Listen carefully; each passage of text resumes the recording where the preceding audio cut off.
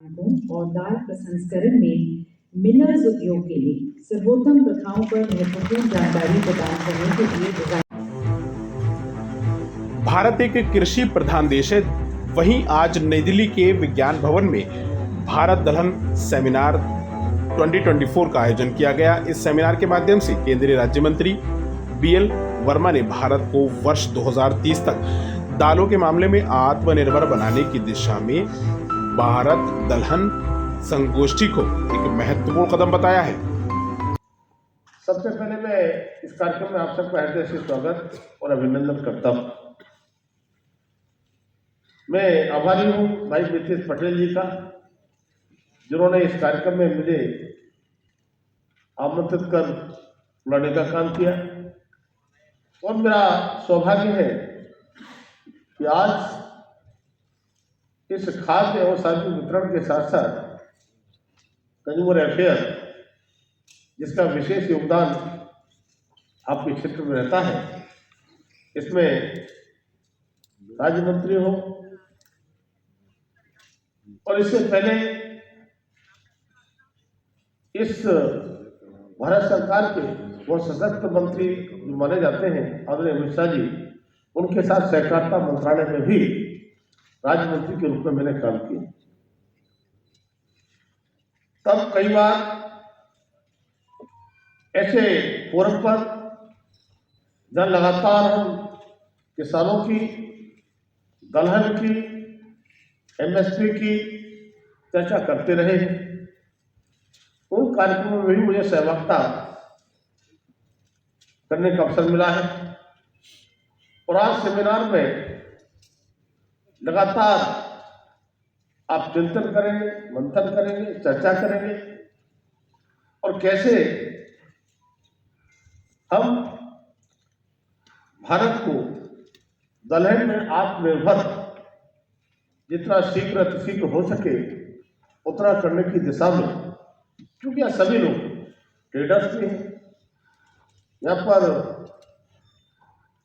शोध करने वाले लोग, रिसर्च करने वाले लोग भी हैं, हमारे FPO के साथी भी हैं जो किसानों का एक तरह से प्रतिनिधित्व करते हैं, व्यापारिक क्षेत्र में दलहन के मिलर भी हैं।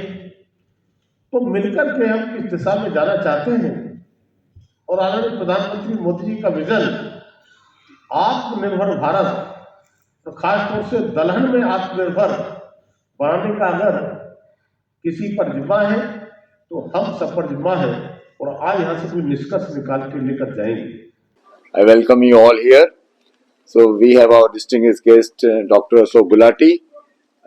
He has been the ex-CACP chairman, and you have already heard him, I think, during the conference, during the seminar. So I won't like to speak much, but rather I like to ask you to ask the questions to the panel here, and we would like to give the reply to your queries. मैंने अपने address में बताया था, लगभग हमारा मानना है कि 40 से 45 लाख टन इस बार इंपोर्ट होगा। तो पिछले साल 47 लाख टन इंपोर्ट हुआ था, जिसमें 16 लाख टन मसूर की दाल थी। और जो मेरे ख्याल से मसूर का जो आयात है वो कुछ ज्यादा हुआ था, लगभग हमारे यहाँ 8 से 10 लाख टन मसूर चाहिए। इस बार 16 लाख टन का इंपोर्ट हुआ था। दूसरा, हमारे यहाँ इस बार पिछले साल जो था वो येलो पीस का काफी इंपोर्ट हुआ था। अब जो येलो पीस का जो इंपोर्ट है, अभी तक सरकार ने जो खोल रखा है वो 31 अक्टूबर तक है। मेरा ऐसा मानना है कि शायद उसके बाद वो कुछ पॉलिसी में चेंज आना चाहिए, क्योंकि अब हमारे यहाँ इस बार मानसून अच्छा है और जो अभी जो रबी की जो बुआई होगी उसमें सरकार को ये, क्योंकि उस समय चने का और मटर की बुआई होती है, तो उसका जो इम्पैक्ट है, अगर ये सरकार ने पॉलिसी को चेंज नहीं किया तो उस पर असर पड़ सकता है। इसलिए मैं ऐसा सोचता हूँ कि इस पर कुछ न कुछ पॉलिसी परिवर्तन आएगा। तो हो सकता है कि इस साल थोड़ा इंपोर्ट जो पिछले साल था उससे कम होगा, और इस साल चूंकि मानसून अच्छा है तो हमारा उत्पादन भी अच्छा होगा। तो उत्पादन अच्छा होगा तो हमारे यहाँ जो इम्पोर्ट है उसमें कुछ कमी आएगी। इम्पोर्ट में कमी आएगी तो क्या हम उम्मीद करें कि सस्ती भी कुछ ऐसा हो सकता है? दालें ऑलरेडी अगर आप देखें लास्ट 1 महीने में सस्ती हो चुकी हैं। खासकर जैसे दालों के जो भाव थे, खासकर तुअर और उड़द के, तुअर में लगभग एक महीने में 20 रुपए किलो की मंदी होलसेल प्राइस में आ चुकी है। एक महीने में 20 रुपए किलो की, जो एक बहुत सिग्निफिकेंट अमाउंट है, काफी बड़ा अमाउंट है।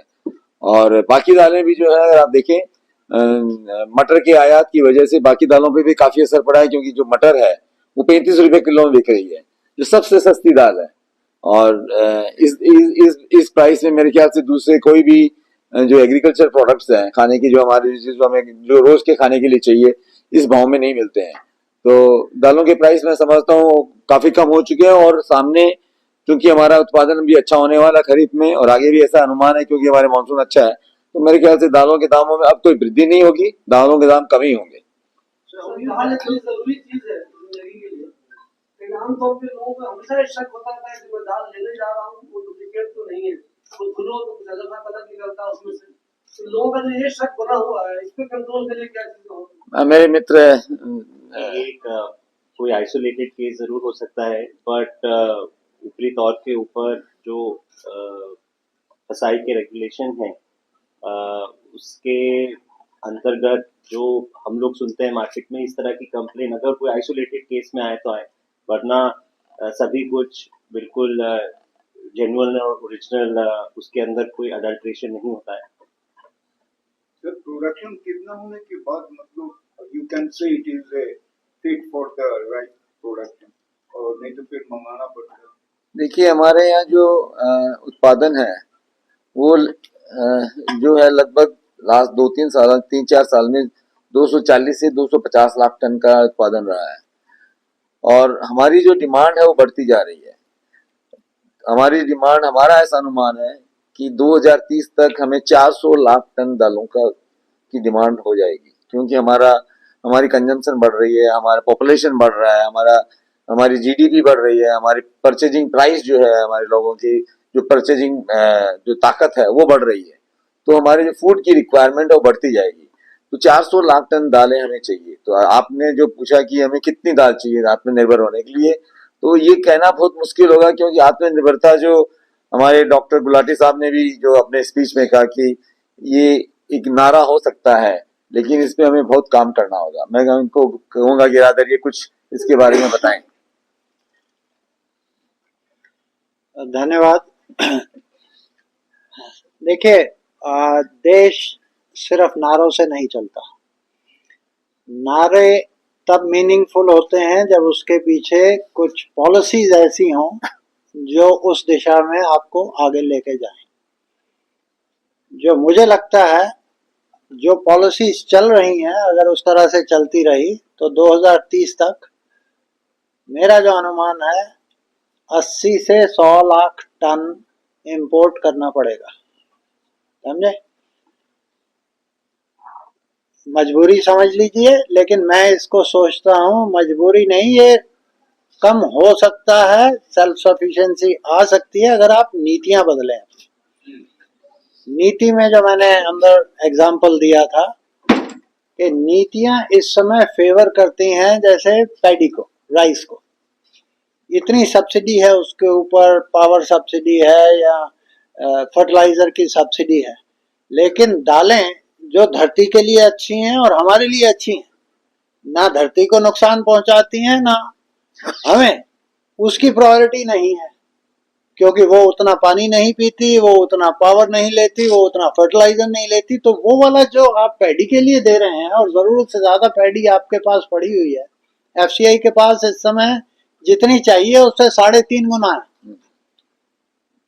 तो आप वही इंसेंटिव जो पैडी को देते हैं, पंजाब में हमने एस्टिमेट किया है, रिसर्च की है कि 39,000 रुपीज पर हेक्टेयर सब्सिडी है, जिसमें आधी उसकी स्टेट गवर्नमेंट की है, आधी तकरीबन सेंटर की है।